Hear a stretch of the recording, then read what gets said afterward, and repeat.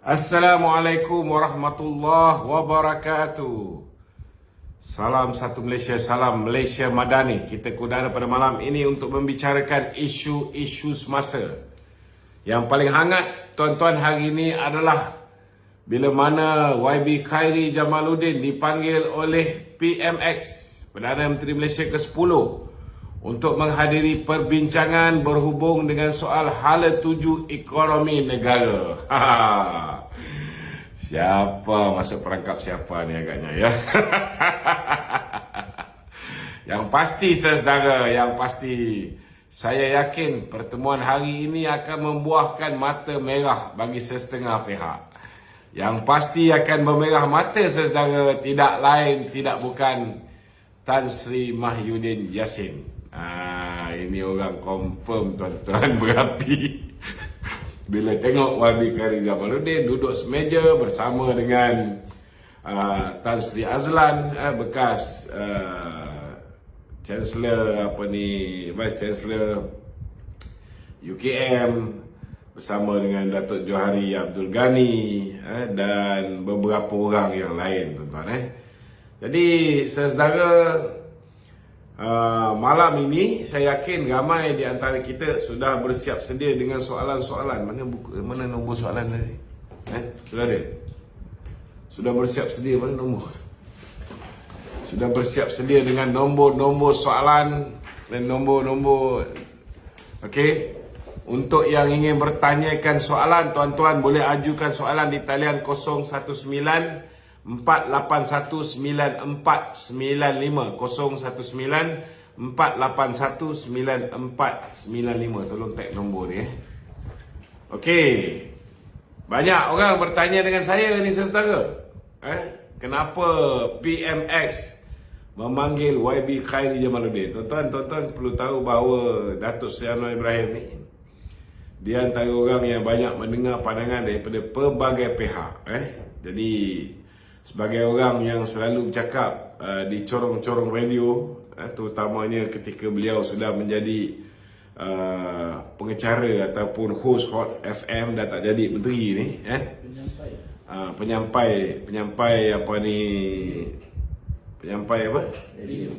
penyampai radio dan juga podcast, keluar sekejap, keluar lama, keluar selamanya. Jadi sudah pastilah pandangan pelbagai pihak dalam usaha untuk memulihkan ekonomi ini akan diambil kira oleh Datuk Seri Anwar, termasuklah kehadiran Naib Presiden UMNO Datuk Seri Johari Ghani dalam perbincangan melibatkan hala tuju negara, hala tuju ekonomi negara. Jadi tanpa melengahkan masa, kita ada banyak juga soalan di studio. Bagi kawan-kawan yang nak menyertai sesi soal jawab di TikTok juga, kita alu-alukan. Kita pun dah ada penanya yang pertama ni, Saudara Badarudin. Ini bukan pengurusi tetap UMNO, Saudara Badarudin. Saudara Badarudin, Assalamualaikum. Assalamualaikum. Waalaikumsalam. Silakan.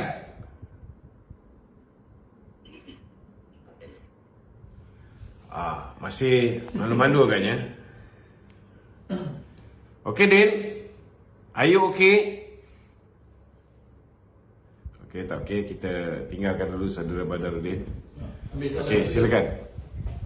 Okey, Dok. Soalan ni Okey. berkenaan dengan PRN negeri ni yang akan datang ni. PRN negeri, ya. So, Kerajaan Perpaduan UMNO dilihat masih bergelut untuk memberi kefahaman kepada ahli akar umbi dan meraih kepercayaan berkenaan Kerajaan Perpaduan. Tok boleh ulas sikit tak? Kita nak kata bergelut tu tidaklah bergelut sangat, tetapi kita tidak nafikan bahawa memang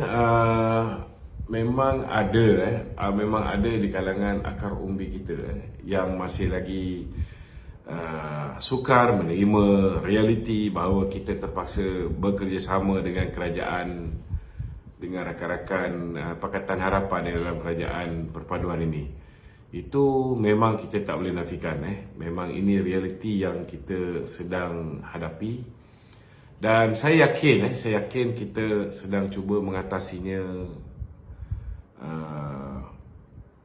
sedikit demi sedikit. Dan dari segi jentera penerangan kita pun dah ada jadual yang kita susun untuk turun ke akar umbi yang agak padat.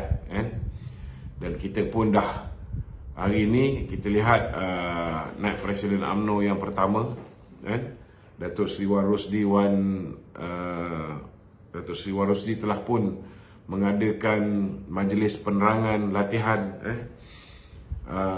kepada akar umbi kita, terutamanya untuk mereka yang terlibat dalam 6 pilihan raya negeri ini. Kita dah pergi ke setiap negeri untuk menganjurkan kita punya kursus, termasuklah kita punya penjelasan berhubung kenapa kita perlu bekerjasama bersama dengan Pakatan Harapan, kenapa wujudnya kerajaan perpaduan.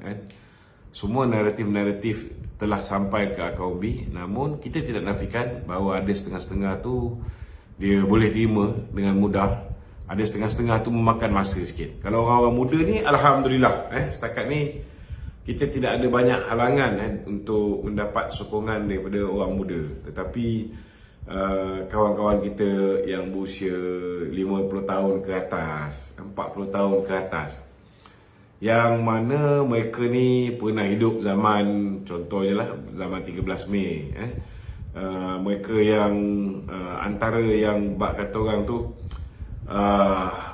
sudah tertanam dalam pemikiran dia apa yang diindoktrinasi oleh Tun Mahathir, oleh mereka-mereka selepas Mahathir tentang DAP.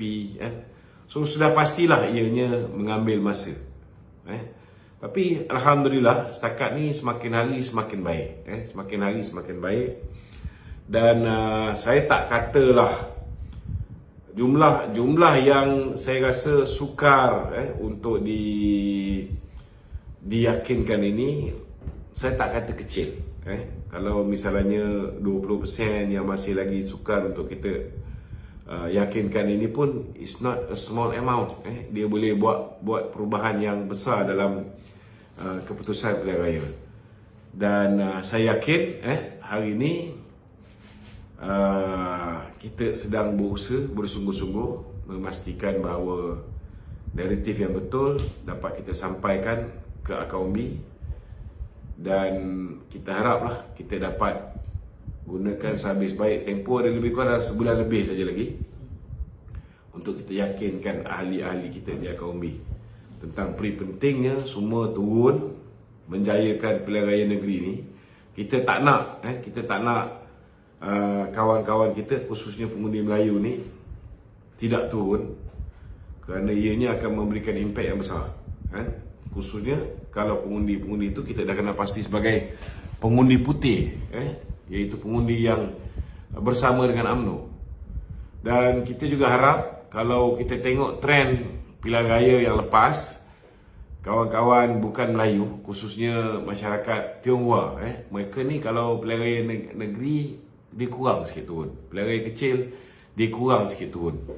Cuma harapan kita untuk pilihan raya negeri di 6 buah negeri ni, anggaplah ianya sama penting seperti pilihan raya persekutuan. Sama penting, kerana ianya juga boleh mengganggu gugat kerajaan dan kestabilan kerajaan di peringkat persekutuan. Okey. Soalan tambahan. PMX akan adakan siri jelajah ke Kelantan pada Sabtu ini.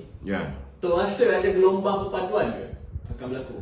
Saya yakin setakat ini kalau di gelombang anak muda ni sudah nampak jelas. Orang muda sudah pun kita tengok kajian-kajian yang kita buat, sampling-sampling di kalangan orang muda ni sangat positif.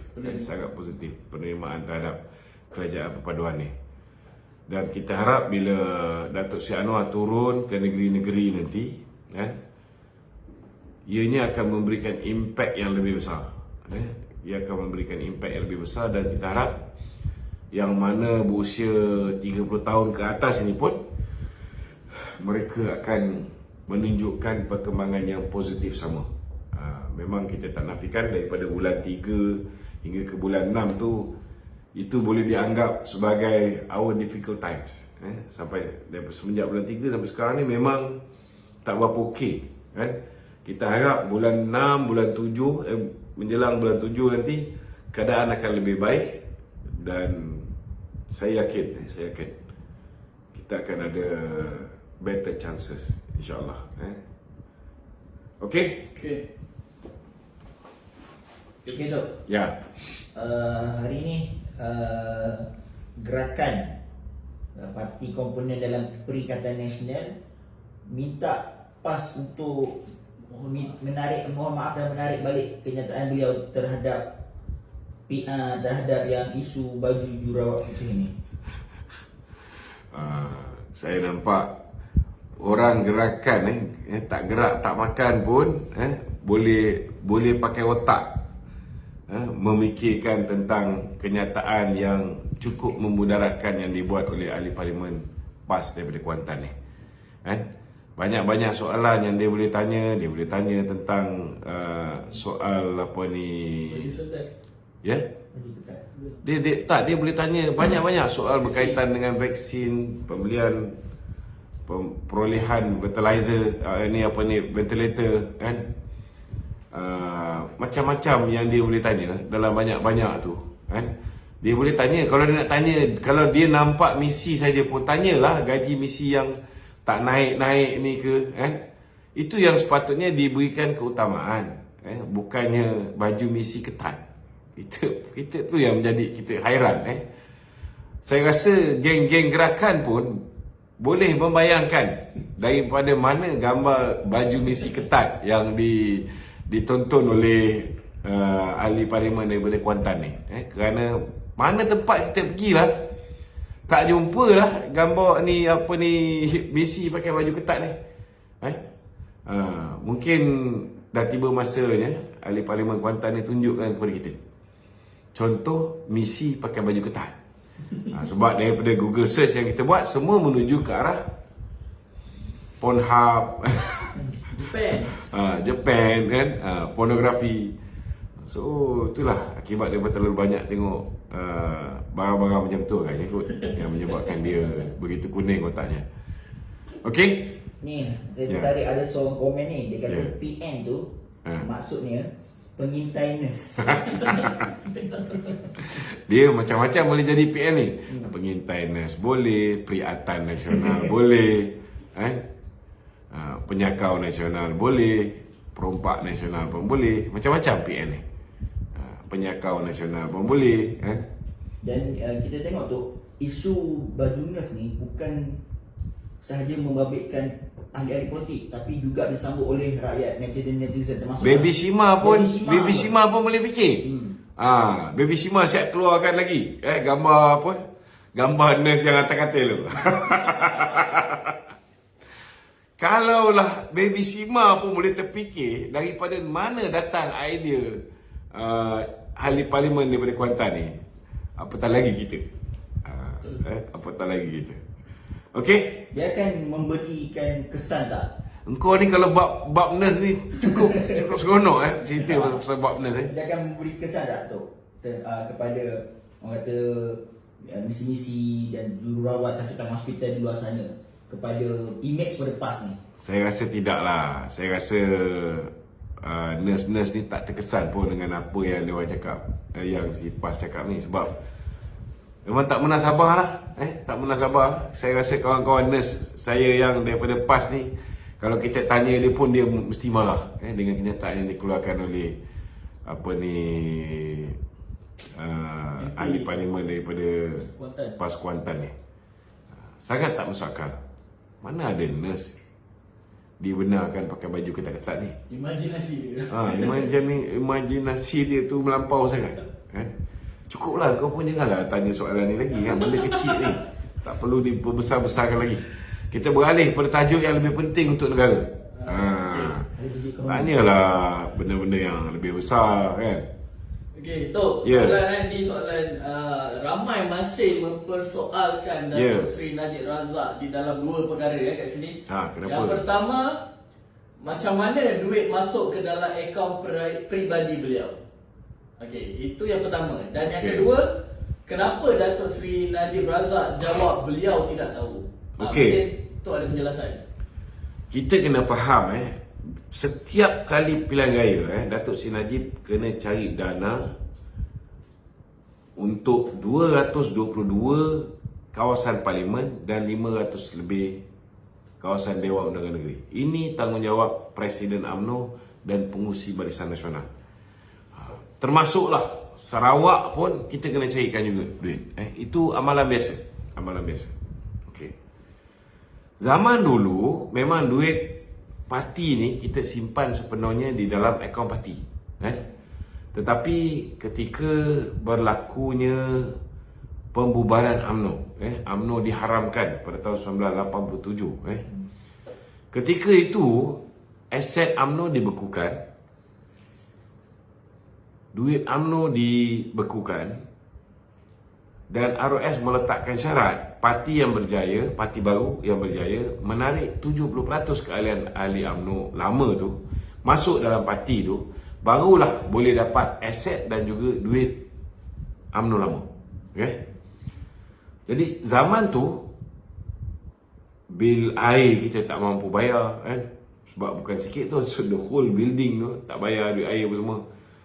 Sehingga kan bila ditubuhkan jawatan kuasa penaja UMNO baru, selepas dia UMNO berjaya dapat balik aset tu, dalam mesyuarat Majlis Kerja Tertinggi UMNO, Tun Dr. Mahathir mencadangkan supaya selepas ini dilantik 3 orang pemegang amanah untuk memegang duit. Maknanya bukan semua duit UMNO masuk ke dalam akaun parti. Okay.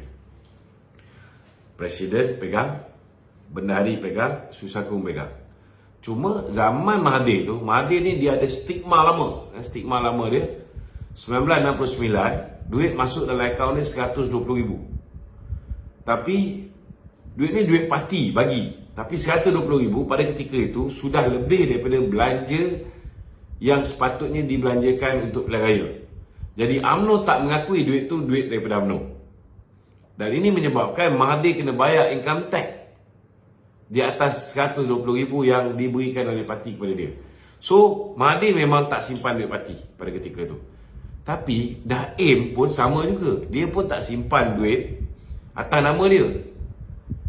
Dia pakai proxy pada ketika itu, antaranya Halim Saad, Tajuddin Ramli. Orang ni semua saya tengok dia orang ada akuan bersumpah, akuan apa ni, ada surat 50 juta dia orang simpan duit UMNO, dia orang simpan. Cuma zaman Pak Lah, ada di antara orang yang jadi pemegang amanah ni, yang simpan duit ni, dia orang ni tak amanah. Itu sebab tahun 2008 ni kita punya bendera berbanding dengan PKR dan sebagainya. PKR naik bendera dulu, DAP naik bendera dulu, PAN naik bendera dulu, kita lambat keluar duit sebab ada yang lari. Ada yang lari yang menjadi pemegang amanah ni.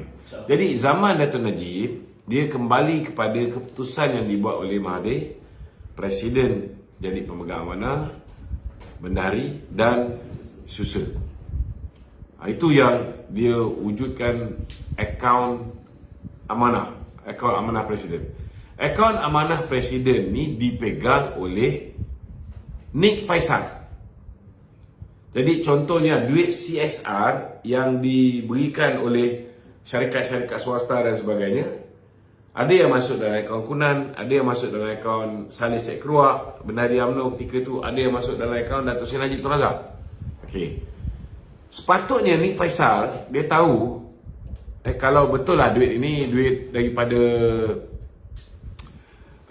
SRC International. Dia tahu Datuk Seri Najib terlibat dalam membuat keputusan memberikan pinjaman.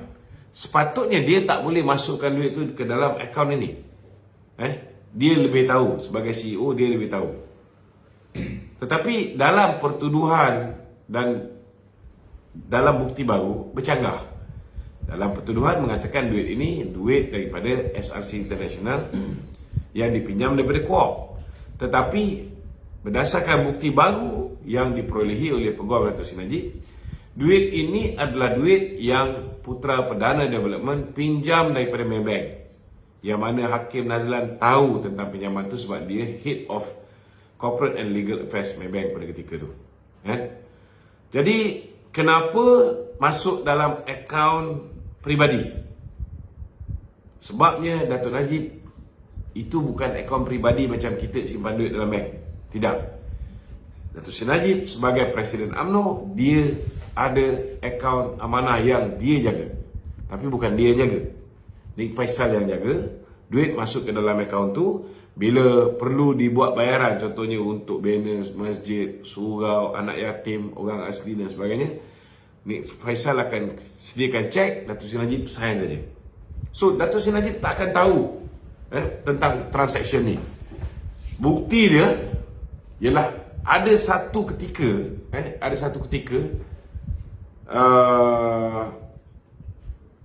apa dipanggil ni,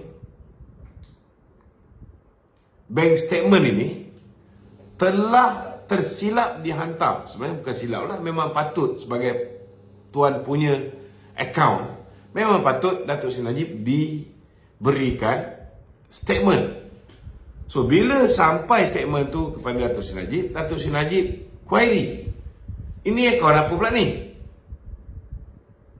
So benda ni menyebabkan Jolo marah Joanna. Joanna ialah pegawai Maybank. So bila task force menggeladah 1MDB dan sebagainya, bila mereka menyiasat kes 1MDB ni, transkrip daripada perbualan BBM, BlackBerry Messenger, di antara Joanna, Jolo dan juga Nik Faisal. Ini membuktikan bahawa 3 orang malaun ini melakukan transaksi tanpa pengetahuan Dato' Seri Najib. Ini apa yang berlaku. Jadi saya dah jawab 2 perkara. Pertama, kenapa masuk akaun peribadi, kenapa tak masuk akaun parti. Ini untuk kes SRC International. Okey. Kedua, macam mana Dato' Seri Najib boleh tak tahu? Okey. Akaun ni bukan dia yang jaga. Akaun ni dijaga oleh Nik Faisal. Dan ramai orang cakap, 42 juta ni. Takkan 42 juta Dato' Najib tak perasan? Untuk makluman, akaun ini, bila duit 681 juta ringgit, dia lebih kurang dalam 2.776 macam tu lah, 2.76, 2.4 lebih ringgit, bilion tau. So 2,000 juta lebih masuk.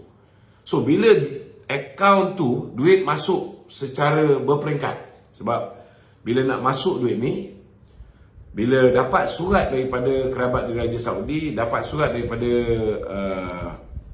Kementerian Kewangan Saudi, Dato' Seri Najib bagi kepada ZT untuk buat checking sama ada dana ni betul ke tak betul, ada unsur jenayah ke, rasuah ke, ataupun pembiayaan keganasan ke, ataupun ada tak perkara yang menyalahi amla. Dan ZT mengeluarkan 3 pucuk surat mengatakan bahawa duit ni clean, tidak ada sebarang unsur jenayah, salah guna kuasa, segala apa pun tak ada. Barulah duit ini boleh dibawa masuk. Kalau tak ada kelulusan daripada ZT, boleh tak duit ini bawa masuk? Tak boleh. Persoalan dia, ZT memberikan kelulusan ini sebab dia menerima habuan sebanyak 715 juta ringgit daripada Jolo melalui akaun yang dimiliki oleh suami ZT, Taufik Aiman, dan juga anak dia Aziz Taufik di Singapura. Dan bila akaun ni dibekukan, baki daripada 715 juta ni masih ada dekat 64 juta ringgit. Yang ini yang SPRM dah rampas dan bawa balik ke Malaysia. Okey. Jadi ini kita kena clear kita kena clear bahawa yang memberikan cadangan supaya duit ni jangan masuk ke dalam akaun UMNO, masuk dalam akaun amanah atas nama Datuk Najib untuk mempermudahkan kemasukan ini ialah ZT. ZT yang memberikan cadangan. Yang suruh duit 681 juta US dollar ni dipecah-pecahkan, yang akhirnya rupanya setiap satu kemasukan itu satu charges, ialah ZT juga. Yang bagi kelulusan masuk pun ZT juga. Bila pulang pun sama juga, dia suruh pecah-pecahkan ZT juga. Ini kita kena clear. Jadi Jolo tu dia berpakat dengan ZT lah. Jolo berpakat dengan ZT. Jolo sudah ada hubungan dengan Taufik Aiman ketika dia belajar di US lagi. Sama-sama masa Taufik Aiman ni suami ZT buat PhD di US. Jadi Jolo tahu lah duit yang datang daripada apa ni, Royal Arab ni agak mencurigakan, sehingga dia perlu meyakinkan ZT ni. Kita tak tahu sama ada Jolo tahu mencurigakan ke tidak, tetapi yang pasti Jolo terlibat dalam menipu duit 1MDB, menyeleweng duit 1MDB ni sebab dia membayar orang macam Tim Lesnar 75 juta US dollar, dia membayar Roger Ng 35 juta US dollar, dia membayar Nur Muhammad Yaakob yang menyediakan cabinet paper sama ada kerajaan patut memberikan pinjaman kepada Co-op ataupun tidak, 85 juta ringgit. Orang macam ni tak didakwa di mahkamah. Orang macam ZT, keluarganya menerima 715 juta, tak didakwa di mahkamah. Tim Lesnar punya kenyataan, even siapa nama, Nick Faisal minta 5 juta US dollar. Begitu juga mengikut kenyataan daripada DOJ,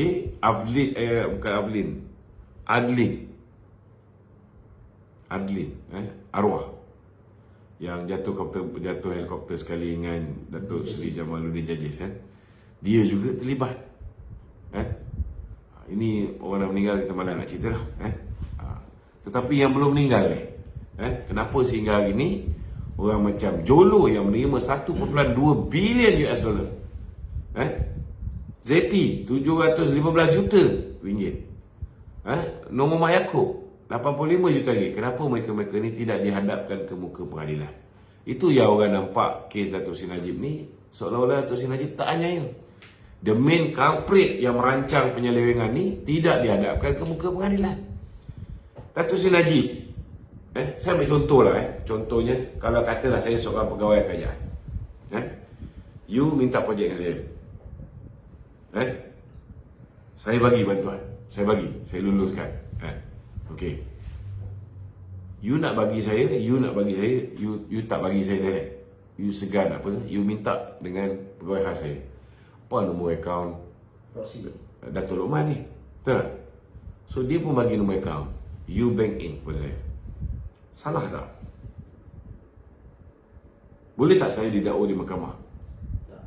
Kalau saya tidak tahu you masuk duit ke dalam akaun saya, tak salah. Itu sebab ketika Tan Sri Apandi menjadi peguam negara, dia tidak melakukan pendakwaan ke atas Datuk Seri Najib.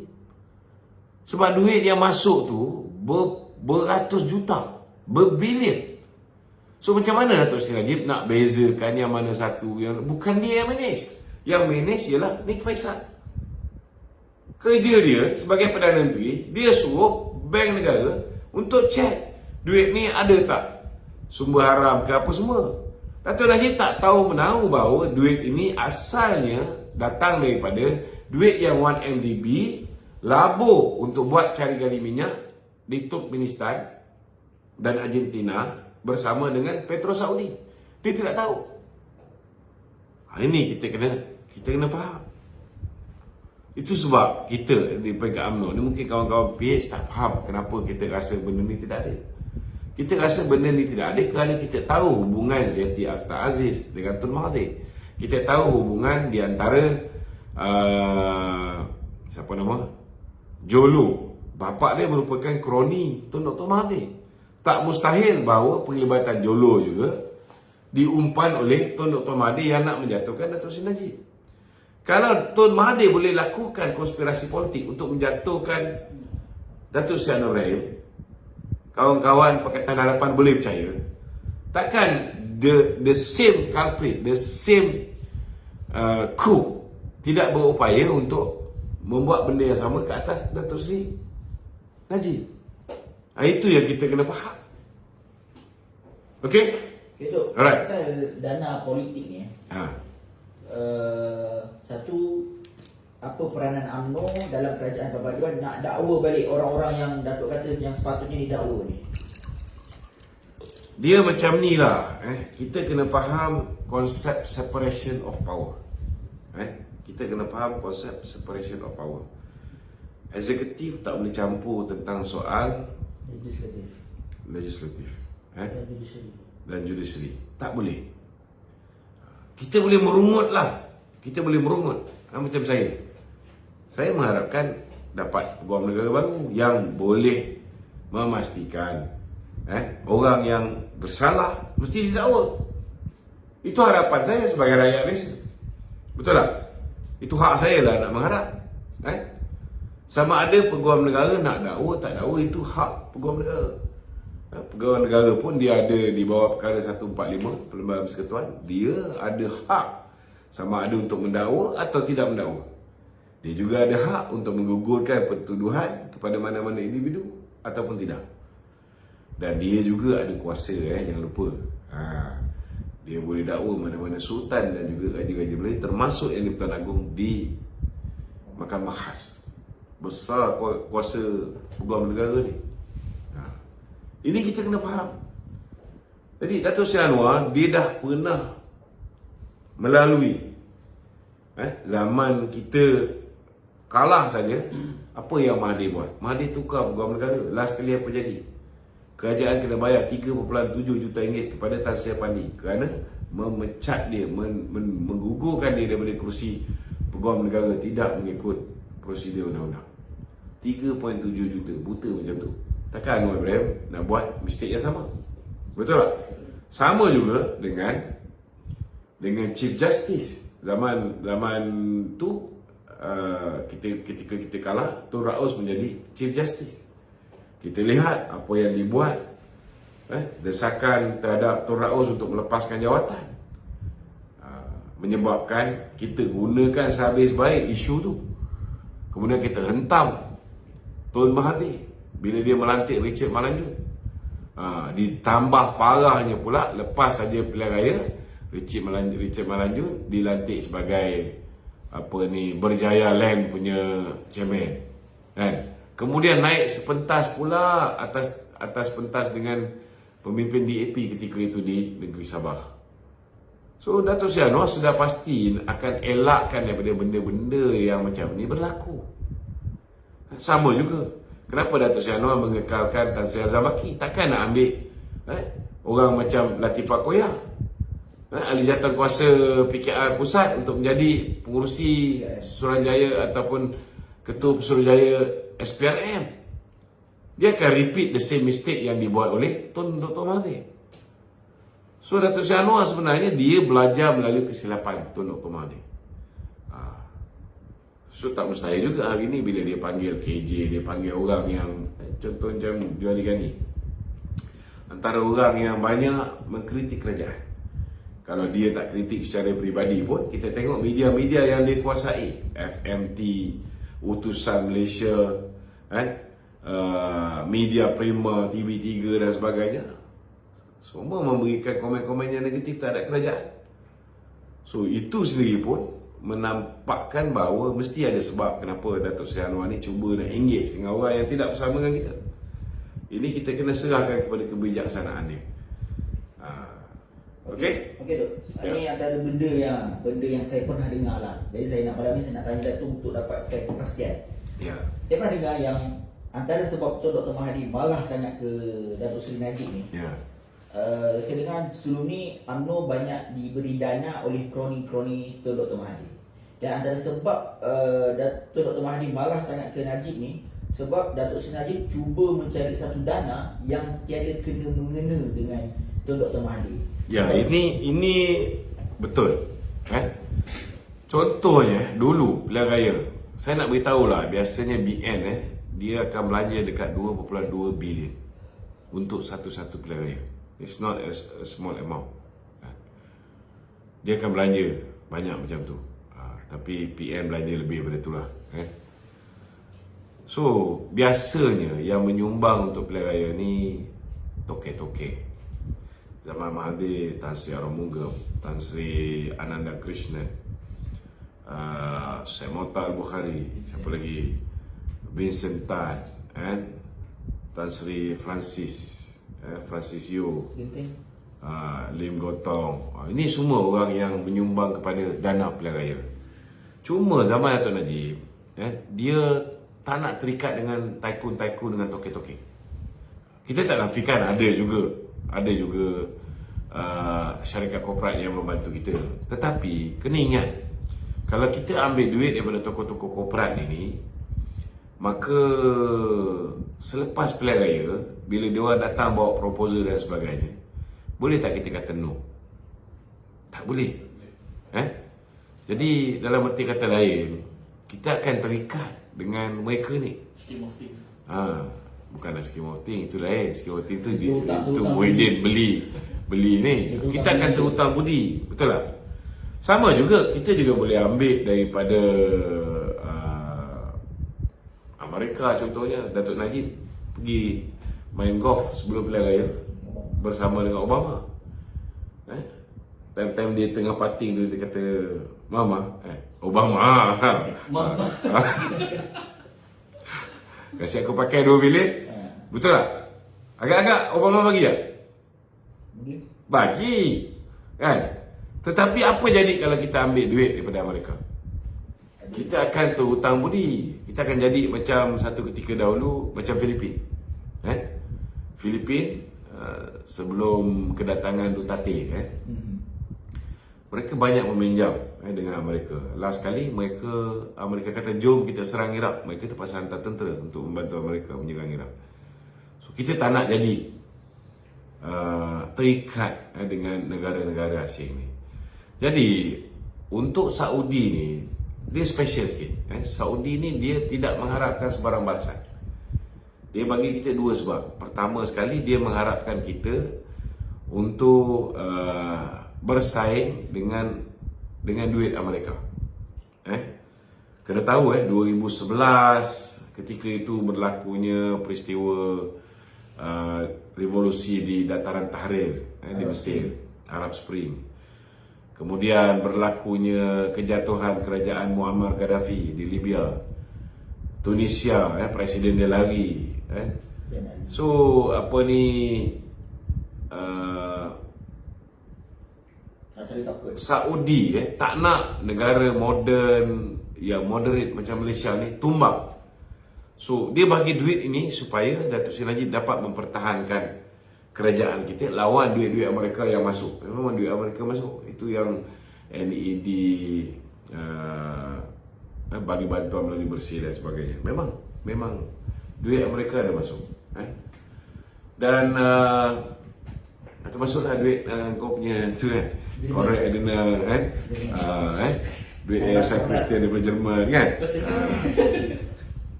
Ini realiti. Kau kena faham, aku pun daripada situ juga. Aku tahu. So apa ni, kalau kita ambil duit daripada luar ni, kita akan terhutang budi. Tapi Pak Arab ni dia minta 2 je. Pertama, lawan duit daripada Amerika ni. Nombor 2, dia nak kita pertahankan fahaman Ahlussunnah wal Jamaah. Dia suruh kita lawan Syiah. Kalau dia tak bagi duit pun, kita memang akan lawan Syiah. Betul tak? Memang kita lawan Pak Haji Hadi, kita lawan semua ni kan. Syiah lah tu. So, memang kita lawan ni kan.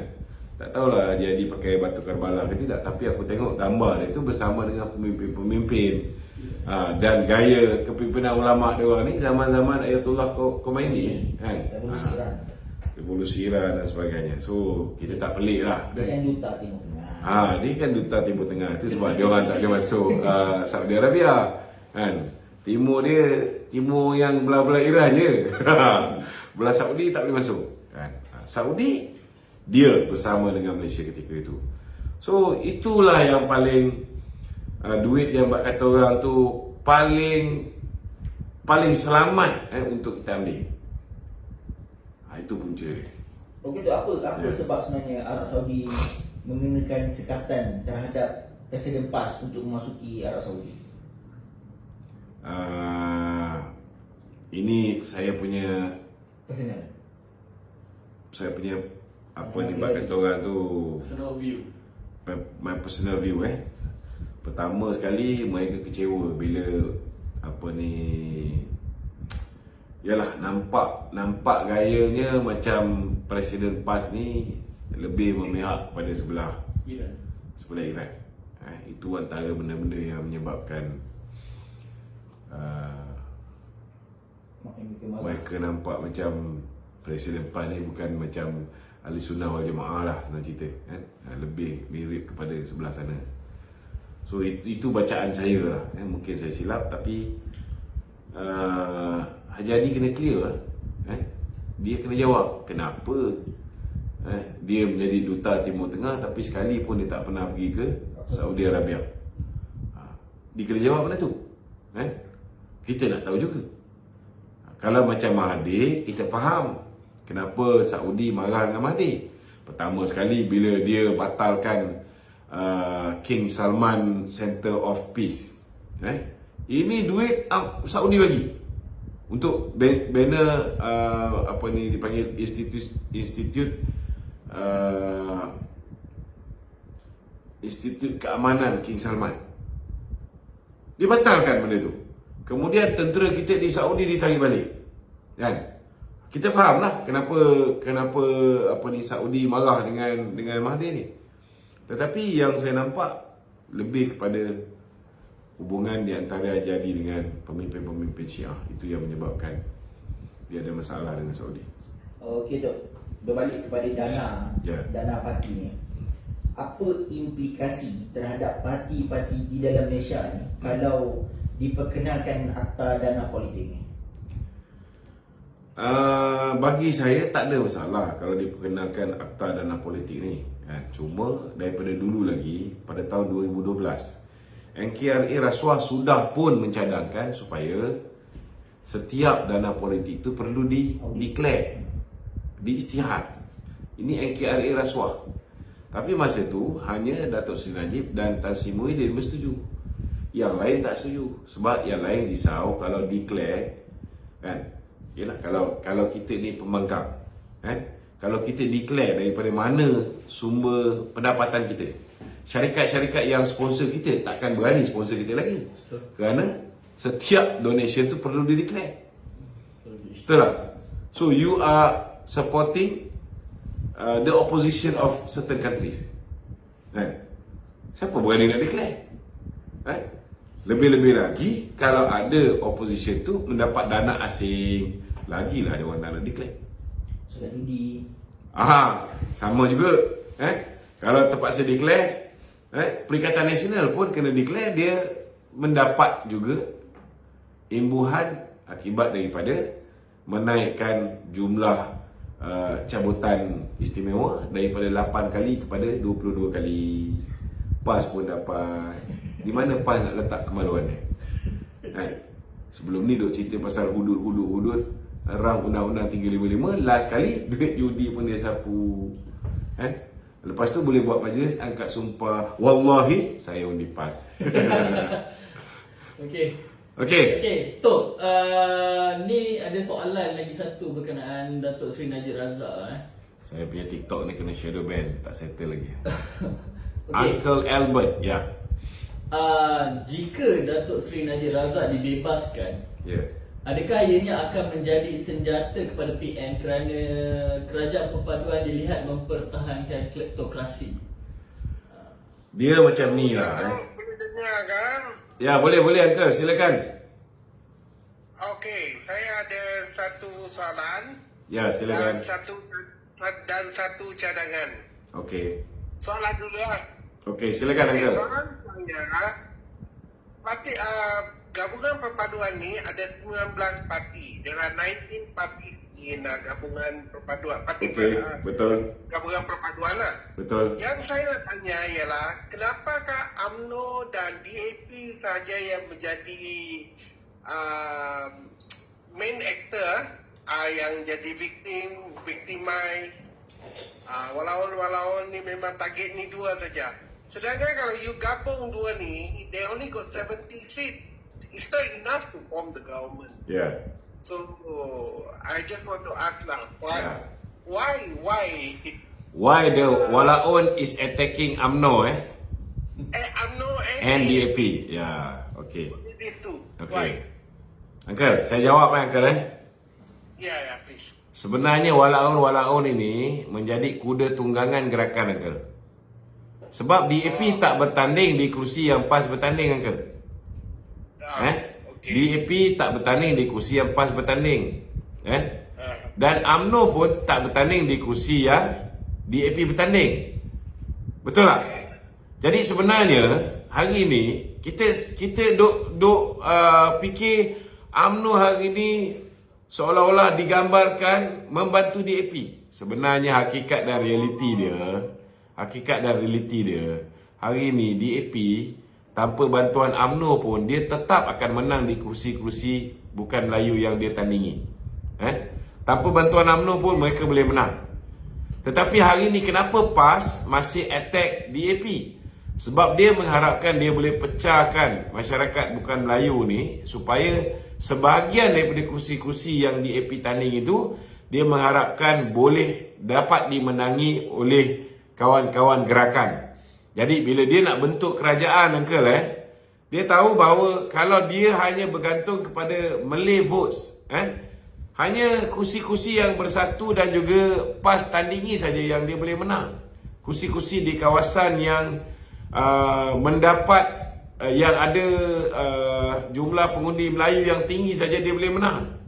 So dia kena attack DAP bagi membolehkan kawan-kawan dia dalam gerakan dapat undi sikit dan ini akan membolehkan mereka mempunyai peluang untuk membentuk kerajaan baik di peringkat negeri begitu juga di peringkat pusat. Kalau dia hanya dapat kursi Melayu, mereka tidak boleh menang Jadi hari ini kita boleh isytiharkan sebenarnya PAS ni macai gerakan. Betul. That's the reality Uncle. PAS adalah macai gerakan. Kita boleh cakap PAS GAP. So, gerakan is the puppet master lah. Bukan. Actually, gerakan is using PAS to tolak DAP. Sebabnya kita pun boleh fikir apa yang diorang sibuk dengan DAP ni. DAP bukan bertanding kawasan PAS pun. So hari-hari diorang duk balon DAP ni, yang untung siapa Uncle? Yang untung gerakan. Kalau tak gerak tak makan. Okey Uncle, boleh faham Satu cadangan Okey. Cadangan. Please consider lah. Okay. Because the thing is, for GE15, I am one of those yang terlibat dalam buat video to support Harapan lah. Okay. I am not Harapan, but I just don't want that PN government to come back lah, because I saw the egg pun hilang, ayam pun hilang, semua hilang lah. Yeah. So the thing is, what I want to suggest is, bagaimana kalau you boleh form satu Telegram group, siapa saja yang want to make video ke apa, yang video yang boleh so that we can help to viral. That is what I suggest. I mean gabungan perpaduan punya warrior. Keyboard warrior. Okey, kita sudah ada Uncle. Kita sudah ada. Kita sudah ada. Kita ada media perpaduan, kita ada community group kerajaan perpaduan. Kita ada 2 grup kerajaan perpaduan. Kita ada penerangan UMNO Malaysia pun ada. Kita minta Uncle, kita ada Telegram Telegram tu saya punya personal Telegram, Datuk Lokman Adam. Kan kita sekarang pun dah form media perpaduan punya Facebook, YouTube, Instagram, TikTok, kan? Kita dah buat. Uncle boleh follow sama ada kita punya, kalau buka dekat saya punya Facebook tu boleh tengok nanti ada link untuk join community tu. Jadi setiap maklumat yang kita hasilkan di peringkat media perpaduan, kita akan salurkan terus kepada community ni, Uncle. Kalau Uncle boleh come up with your own videos, you can send directly to me 012-332-0000. Maxis 33 20,000. Your Telegram group pun boleh juga lah kan. Kalau you hantar saya dekat Telegram, Uncle, frankly speaking, saya tak ada masa baca, Uncle. Saya punya WhatsApp pun saya tak terbaca sekarang ni. Okay, alright. Okay, boleh. Uncle hantar pada saya punya direct message ataupun boleh hantar dekat 0194819495. I have your number because I have been following you all this while. Thank you very much. I have your number. Yeah. So anyway, I hope kita we win all the 6 PRN lah. Itu yang InsyaAllah, we will try our level best. very bad. Yeah. Yeah, okay. Thank you. Itu saja dari saya. Thank you ya. Thank you. Okay, Tok. Ada soalan daripada viewers kita, Tok. Okay. Dia tanya, Datuk, PRN ni bertanding ke? Tak kot.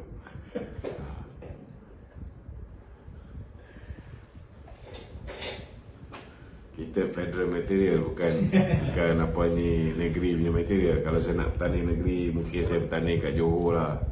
Tori dah hampir patut bertanding kat Johor, tapi kena pancung. Assalamualaikum. Kinson.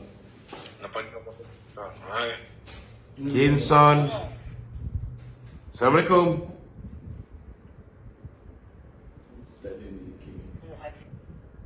Kinson. Okey, silakan studio. Okey, soalan ni kat sini. Ya. Gomo kata, untuk jatuhkan kerajaan perpaduan, maka pengundi Melayu kena undi PN dalam PRN. Jika PN kalahkan PH dan BN di Penang, Selangor dan Negeri Sembilan, maka ahli Parlimen BN akan minta Datuk Seri Zahid Hamidi melepaskan jawatan. Soalan saya, adakah MP-MP BN boleh berdesak MKT UMNO untuk Presiden berbuat demikian? Okey inilah memang perancangan geng-geng pengkhianat ni. Geng-geng pengkhianat ni, perancangan dia ialah untuk memastikan Datuk Seri Zahid, kalau misalnya mereka berjaya menghasilkan keputusan yang teruk untuk Barisan Nasional, maka mereka fikir mereka boleh turunkan Datuk Seri Zahid sebagai Presiden UMNO. Bila Datuk Zahid turun sebagai Presiden UMNO, maka pengganti beliau secara automatik akan menjadi pengurusi Barisan Nasional. Kuasa yang paling besar sebenarnya bukan pada kuasa Presiden UMNO. Kuasa yang paling besar ialah kerana Presiden UMNO adalah pengurusi Barisan Nasional.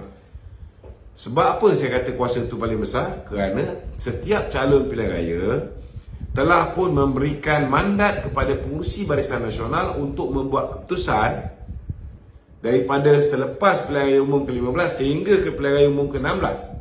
Bila-bila masa pengurusi Barisan Nasional mempunyai kuasa untuk berbincang dengan mana-mana parti dan membuat keputusan dengan parti mana BN nak bekerjasama secara en bloc. Maknanya dia tak boleh macam yang Muhyiddin itu hari dia tarik Isyamuddin 10 orang, tak boleh.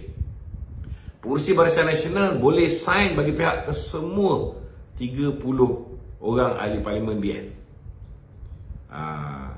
Itu sebab geng-geng walaun, geng-geng budak hitam, geng-geng yang kecewa ni semua, mereka berusaha untuk kalahkan BN di dalam pilihan raya di 6 buah negeri ni supaya dia boleh push Datuk Seri Zahid letak jawatan. Tapi kena ingat, pilihan raya di 6 buah negeri ni hanya 6 buah negeri, bukannya pilihan raya satu Malaysia. Jadi ini tak boleh dianggap sebagai referendum. Macam mana 6 buah negeri ni nak menentukan jatuh bangun Presiden UMNO? Tak boleh. Tak boleh. Kalau nak katakan apa ni 6 buah negeri ni, 3 dah memang bukan bawah kita. 3 lagi tu pun satu negeri Pakatan Harapan. 3 lagi tu pun negeri Pakatan Harapan. Jadi tidak ada satu pun negeri yang di bawah BN. Tidak ada satu pun negeri di bawah BN. Cuma ada kemungkinan besar lah di Negeri Sembilan tu, kalau misalnya kita boleh kekal 16 ahli Dewan Undangan Negeri tu, dengar khabar, ni bukan saya cakap, dengar khabar, ada kemungkinan besar Negeri Sembilan tu mungkin calon MB-nya daripada BN. Sebab ada kemungkinan besar juga MB pun ada dipertimbangkan untuk duduk di peringkat federal. Ini kita kena faham. Itulah kerjasama. Maknanya satu negeri pemimpin DAP jadi ni, satu negeri pemimpin PKR yang jaga, satu negeri pemimpin BN. Jadi jangan dengar cakap-cakap macai kat bawah macam Zam Yahya ni semua macam Anwar Musa punya ni level macai cakap ni. Dia cakap Negeri Sembilan PH, Penang PH, Selangor PH, UMNO dapat apa? Itu ialah usaha Anwar Musa untuk meracuni pemikiran orang-orang UMNO, orang BN. Jadi kita jangan termakan. Kita jangan termakan. Percayalah Datuk Seri Anwar ni orang yang bijaksana. Dia tidak akan membiarkan mana-mana parti di dalam komponen kerajaan perpaduan itu dilihat dibuli, dilihat tidak diumpamakan dan sebagainya. Kalau orang macam KJ pun dia panggil meeting, orang macam yang lain-lain pun boleh dia panggil untuk duduk semeja berbincang bersama, maknanya apatah lagi orang yang telah mengangkat dia menjadi Perdana Menteri daripada awal. Takkanlah dia nak menganiaya Datuk Seri Zahid Hamidi. Tapi dia orang ni hanya nampak untuk 6 negeri ni saja tu. Padahal kalau tengok kan di Pahang Menteri Besarnya tak, saya tak ambil lagi ni. Saya tak ambil lagi. Perancangan PAS, perancangan Bersatu, perancangan 10 Budak Hitam, memang bulan 8 ni dia nak pressure supaya Datuk Zahid dapat diturunkan. Tapi kita pun dah lebih kurang tahu keadaan. Bila kita bersama dengan Pakatan Harapan ni, groundswell tu kita boleh baca. Kita tak nafikan memang groundswell itu bak kata orang tu luka parah jugalah UMNO bila kita bekerjasama dengan sahabat kita DAP. Kita tak nafikan. Kita tahu bahawa untuk kita dapat penerimaan akaun umbi UMNO ni dalam tempoh terdekat untuk pilihan raya di 6 buah negeri ni, kemungkinan besar lah mesti ada 20 hingga 30% hak kaum UMNO ni tak boleh terima. Ini kita boleh baca. Mesti ada. Jadi kalau ada penurunan dari segi prestasi tu, kita dah anticipate. But the beauty is, daripada awal kita dah pancung dah geng-geng pengkhianat ni. Ismail Sabri dah tak ada, Isyamuddin dah tak ada, KJ dah tak ada, Anwar Musa dah tak ada, Syahidah Kasim dah tak ada. Jadi geng-geng pengkhianat tu sudah tidak ada di dalam kepimpinan UMNO. Jadi kena faham kena faham satu kalau mereka nak jatuhkan Datuk Zahid, mereka kena buat di dalam mesyuarat Majlis Kerja Tertinggi UMNO. Kalau kita tengok Perhimpunan Agung UMNO baru lepas ni, bukan hanya bila sebut nama bosku je, tepukan luar biasa gemuruh. Dan bila sebut nama Datuk Zahid pun, perwakilan semua bangun, termasuk yang dulu tak menyokong pun bangun. Itu petanda yang sangat jelas. Dan kita dapat juga maklumat daripada bos kita di apa ni penjara kerajaan, pastikan jangan berpecah dengan Datuk Zahid. Kita jangan dengar cakap manusia macam Zambiaya, cakap 2-3 orang yang mengaku dia ni orang bosku. Kalau kita dengar cakap orang ni memang jahanam. Kita kena dengar apa yang bosku cakap. Pesanan bosku, jaga UMNO baik-baik. Pesanan bosku, pastikan jangan sampai UMNO jatuh. Pesanan bosku, pertahankan Presiden UMNO dan pertahankan kerajaan perpaduan ini. Ini pesanan yang disampaikan melalui anak dia, yang disampaikan melalui orang yang melawat dia di penjara, dan kita pun bila berjumpa dengan dia di mahkamah, itulah pesanan dia. Kita memang berusaha untuk pastikan dia dapat diberikan keadilan secepat yang mungkin. Kita pun tak nak lebih daripada setahun kalau boleh dia duduk dalam penjara. Kita tak nak. Sekarang dah 8 bulan dah. 7 bulan dah. 7 bulan macam tu. Lebih kurang. Kita tak nak. Saya lagi tahu macam mana rasa duduk dalam penjara ni. Duduk di ISA dulu 2 tahun 2 bulan. Kita faham macam mana beraya dalam penjara. So kita tahu macam mana keadaan Datuk Najib. Tapi dia masih lagi konsisten bersama dengan kerajaan perpaduan ni, bersama dengan Presiden Parti. Yang ini kita kena pegang.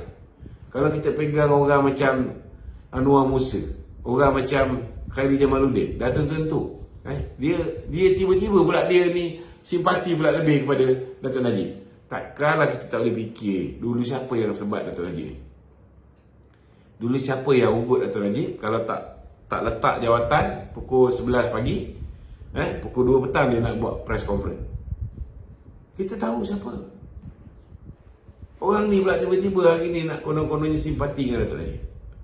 Kita bukan bodoh. Dan kita minta ahli kita jangan bodoh. Kenal dia orang ni. Janganlah percaya. Gomok. Masa dia kerja dengan Hamzah, masa dia kerja dengan Isyamuddin, dia belasah Datuk Najib. Sekarang tiba-tiba kita nak anggap Gomo ni orang yang mempertahankan Datuk Najib. Takkan bodoh kalau kita percaya. Logiklah sikit. Okey? Mungkin Datuk Seri Najib boleh keluarkan satu warkah. Kalau Datuk Seri Najib tak sempat dibebaskan sebelum pilihan raya negeri ni, mungkin Datuk ni boleh minta kepada keluarga Datuk Seri untuk mengeluarkan, InsyaAllah. supaya meyakinkan bunyi-bunyi Melayu. InsyaAllah kita usaha ke arah tu. Sebenarnya kita pun tahu juga ada walao-walao ni nak pergi jumpa Datuk Najib kat penjara. Ada walao-walao ni minta nak jumpa juga. Ismail Sabri pun nak jumpa Datuk Najib kat penjara ni. Tapi jangan bimbang. Jangan bimbang. Keluarga pun kalau boleh tak nak Ismail Sabri, orang yang kita tahulah.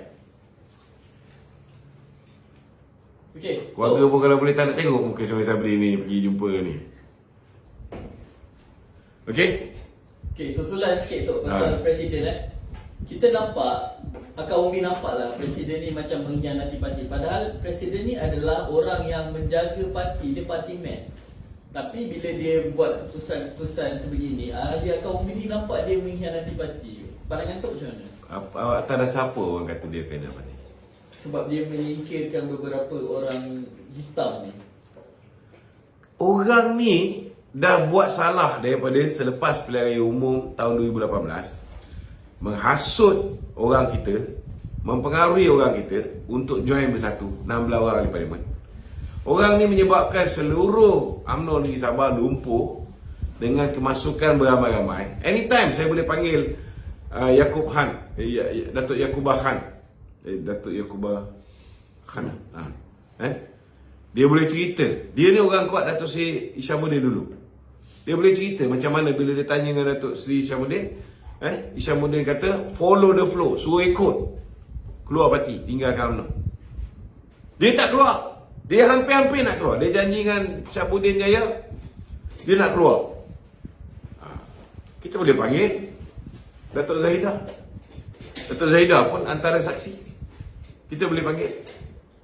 Semua orang yang tahu tentang pengkhianatan Hishamuddin, kita boleh panggil. Boleh buat interview. Biar orang tahu. Lepas tu, Presiden nak maafkan. Bagi tempat jadi bendahari BN. Apa dia buat? Lepas pilihan raya, dia fly naik private jet pergi ke Sarawak. Dia cakap BN nak bersama dengan PN. Last kali dengan Abang Jo pun ingat betul. Abang Jo pun nyatakan sokongan kepada Perikatan Nasional untuk Muhyiddin jadi PM. Dan dia pengaruhi 10 orang. Termasuklah Wika Siong, Sarabanan, yang baru-baru ni dia orang buat perjumpaan keluarga Malaysia.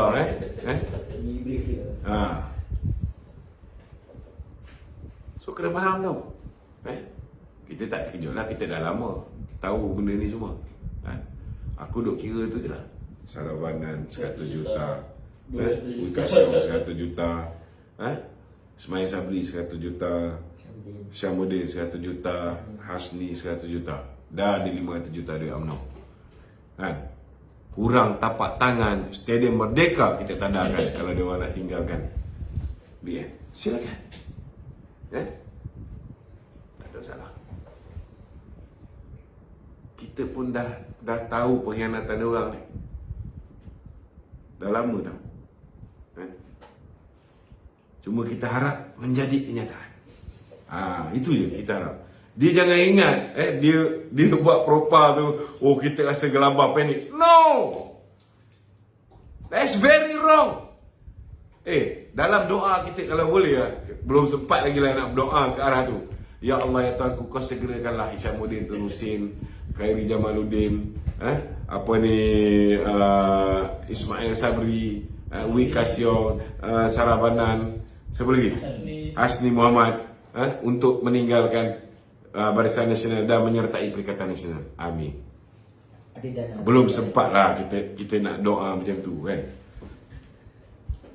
Tapi it's good for the party. At least di kawasan-kawasan yang mereka wakili ni, kita boleh letak orang kita bertanding.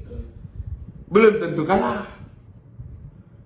Sekarang pun dia wakil kita, tapi kita tak dapat solid kesetiaan daripada mereka. Kalau berlaku pilihan raya, ada possibility mereka juga boleh kalah. Jangan ingat mereka boleh menang. Ada possibility mereka boleh kalah. Air hitam contoh dia. Air hitam. Kalau kita letak calon Melayu, kita dapat sokongan daripada Pakatan Harapan, kau rasa Wika Siong boleh menang? Jangan mimpi. So janganlah. Kena ingat juga, Sarabanan nak bertanding dekat tapak. Jangan lupa, yang kalah dekat dia tu sekarang Timbalan Menteri. Yang kalah lawan dia tu sekarang Timbalan Menteri. Dia pun dah servis kawasan dia juga. Sarabanan dulu dia menang sebab apa? Undi Melayu. Cuba kalau kali ni dia khianat kita. Cubalah. Tengok apa jadi. Tak payahlah nak buat gimmick-gimmick buat apa perjumpaan warga Malaysia tu. Tapi Dok, kalau betul lah Wika Siong dengan Sarah ni keluar daripada Barisan Nasional, dia akan memberi kesan tak terhadap kedudukan MCA dan MIC dalam Barisan Nasional? I think it's good for our nation. Kalau dia orang tinggalkan kita, saya yakin ramai pemimpin-pemimpin daripada ahli-ahli daripada MIC dan MCA akan menyertai, sama ada menyertai PKR atau menyertai DAP. Kalau duduk dalam parti pun duduk belasah kita je, duduk belasah tembak kaki sendiri je, buat apa? Lebih baik kau nak keluar. Jadi ahli boleh buat keputusan. Saya pun tak fikir mereka ni begitu bodoh nak meninggalkan BN. Tetapi kalau mereka membuat keputusan begitu, saya yakin ahli-ahli MCA dan MIC pun tak bodoh nak meninggalkan BN. So kalau misalnya mereka bawa parti mereka keluar daripada BN, nescaya ahli-ahli mereka pun akan tinggalkan parti mereka dan menyertai kawan-kawan di dalam kerajaan perpaduan ni. Tak ada masalah. Okey, ada lagi? 1 jam. 1 jam dah. Kita dia. TikTok. Tak ada. Dia orang ni kalau cerita berat-berat dia orang tak nak masuk.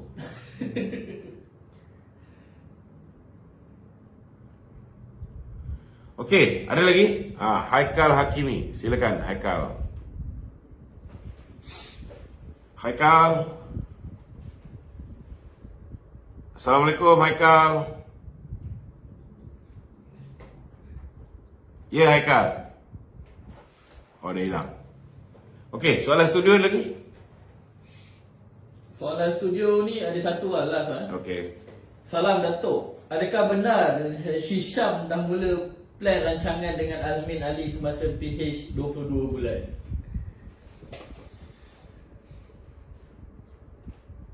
Plan dengan Azmin tentang apa? Tentang yang sekarang ni lah, untuk menjatuhkan. Hisham plan untuk bertanding presiden tu lama jugalah, kan? Lama jugalah dia plan nak bertanding presiden tu. Cuma tak kesampaian lah, kan? Dia berpakat dengan Azmin tu, saya rasa memang hubungan dia orang baik, kan? Memang hubungan dia orang baik, macam keluarga, kan? Cuma berapa lama dia orang dah berpakat tu kita tak tahu secara spesifik lah.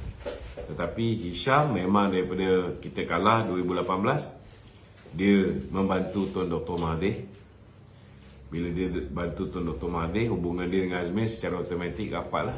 Sebab Azmin ni dia anak angkat Tun Dr. Mahathir, Siti Asma punya anak angkat. Jadi tak ada apa yang pelik lah kalau mereka ni berpakat. Tok, Ya. kalau lah hari tu jawatan presiden dan timbalan presiden dipertandingkan, Ya. siapa yang akan lawan Datuk Seri Zahid dan siapa yang akan lawan Datuk Mak Hassan? Kalau jawatan Waalaikumsalam. Kalau jawatan presiden dipertandingkan pun dia orang kalah ke? Ni nak tanya sikit tu, boleh Ya. tak? Ya, boleh. Dulu Datuk pernah bongkarkan video kabur tu kan?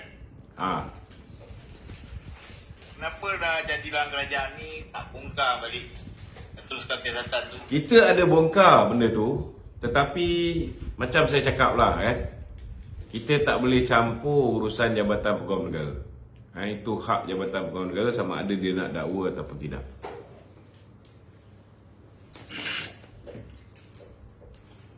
Boleh clear Kempen Azmin Ali ni sekarang ni duk sebut Anwar moral apa semua. Betul lah. Tapi dia punya moral tu baik lah tu.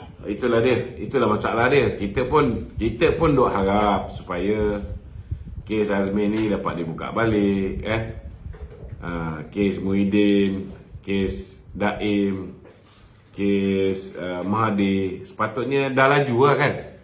Tapi kita kena faham juga, Jabatan Pegawai Negara ni pun dia ada dia punya perkiraan dia juga. Terima kasih tu. Okey, sama. Okey, Firdaus. Assalamualaikum Datuk. Waalaikumsalam. Saya ada dua benda nak minta pandangan Datuk. Okey. Berkenaan dengan kenyataan berkenaan dengan Tun Mahathir cakap. Engkau kat karaoke ni tak disco ni. Oh, bising tu sorry. Tengok tak suara saya? Aduh, belakang. Okey, suara dengar. Okey, cepat sikit soalan. Datuk, soalan pertama, apa komen Datuk berkenaan dengan Tun Dr. Mahathir? Dia cakap siasatan terhadap dia yang buat kenyataan menghina Raja-Raja Melayu tu, bila disiasat ialah satu bentuk ugutan. Apakah dia dah lupa negara kita ada rule of law? So itu saya nak minta pandangan Datuk. Yang nombor dua tu, nak minta pandangan legal lah. Sebab saya ingat nak ajak kawan-kawan saya bernama, kita nak pergi penjara Kajang, nak buat pengumpulan solidariti secara aman, dan kita nak pasang lagu favourite Datuk Seri Najib, Gemuruh, Wali Faizal Tahir. Sebab ini kita sendiri nak buat lah. Boleh tak? Okey. Jawapan saya untuk soalan yang kedua tu, boleh buat dengan syarat 10 hari sebelum you buat program tu, you kena bagi notis kepada pihak polis. Kalau ikut Akta Perhimpunan Aman, you kena bagi notis 10 hari untuk buat sebarang bentuk perhimpunan. Dan mungkin bila you bagi notis kepada pihak polis akan beritahu you boleh berkumpul dekat sekian-sekian tempat saja, tak boleh berkumpul kat situ, tak boleh berkumpul kat sini. So ikutlah apa yang dicadangkan oleh pihak polis tu. Nombor 2 tentang apa tadi? Tun Dr. Mahathir. Saya rasa Firdaus kerajaan pun sebenarnya dia berhati-hati bila berurusan dengan Tun Dr. Mahathir ni. Tun Dr. Mahathir ni dia manusia yang licik. Dia manusia licik. Dia memang nak supaya dia disiasat. Kalau boleh dia pun nak kita ni tangkap dia. Sebab itu boleh menimbulkan simpati terhadap diri dia. Itu sebabnya saya perhati ada kemungkinan besar Jabatan Peguam Negara sampai sekarang tak melakukan pendakwaan terhadap pemimpin-pemimpin Perikatan Nasional ini, lebih untuk elakkan damage dari segi simpati yang bakal mereka perolehi. Itu sebab saya nampak kalau nak tengok the true colours tunggu lepas Pilihan Raya Negeri baru kita boleh nampak. Okey? True colours siapa tu? True colours siapa? Nak tengok true colours kerajaan lah. Okey. Okey Firdaus, terima kasih banyak-banyak. Terima kasih, Dok. Bro Zul. Saya nak tanya komen Datuk Okey. Hari ni ucapan Ahli Parlimen Jasin dia cakap yang mana tidak menyertai PAS tu bukan ahli wal jamaah. Apa komen Datuk? Ahli Sunnah wal Jamaah. Dia kata siapa yang tak menyokong PAS bukan ahli sunnah wal jamaah. Dia kata kita ni ahli falsafah. Saya rasa PAS ni seperti mana yang Mahyudin cakap, parti ajaran sesat. Dan kesesatan ini bukan hanya dipelopori oleh Haji Hadi, tetapi hari ini dah terlalu ramai yang sesat, termasuklah Ahli Parlimen Jasin, termasuklah Ketua Pemuda Ketua Pemuda PAS SIK. SIK yang mengatakan bahawa undi PAS masuk syurga, undi BN, undi PH masuk neraka. Ini adalah contoh jelas kesesatan pemimpin-pemimpin PAS. Hari ini kita tengok Anwar Musa pun sikit hari lagi akan menjadi Tuan Guru Haji Anwar Musa, kan? Lebih banyak fatwa-fatwa yang sesat lagi menyesatkan yang bakal dikeluarkan oleh pemimpin-pemimpin PAS ni. Belum lagi Tuan Guru Haji Syahidan Kasim dia mengeluarkan kenyataan. Silap-silap dia keluarkan kenyataan menghalalkan untuk dicabul budak-budak baskers ni. Tak mustahil. Ini mungkin boleh menjadi polisi baru PAS. Okey? Jadi saya ucap jutaan terima kasih. Dah 1 jam 18 minit. Kita minta sahabat-sahabat tolong sharekan live kita pada malam ni. Siapa yang keberatan untuk share boleh add nombor telefon saya 0138387038. 0138387038. Save nombor ni dan add saya di dalam grup WhatsApp keluarga ke, kawan-kawan ke, universiti punya cosmate ke, ataupun grup WhatsApp politik ke. Saya akan salurkan maklumat ini terus ke dalam grup WhatsApp mereka. Sekian, Assalamualaikum warahmatullahi wabarakatuh.